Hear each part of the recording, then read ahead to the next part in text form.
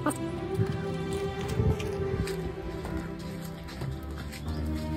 Sir,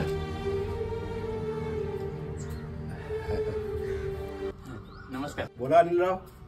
एक 2000 रुपये पाहिजे होते. 2000? हो.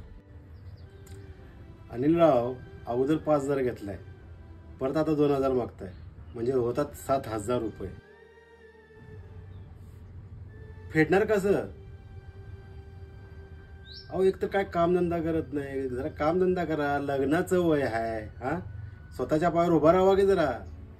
किती दिवस असं लोकांकडे पैसे मागत फिरणार?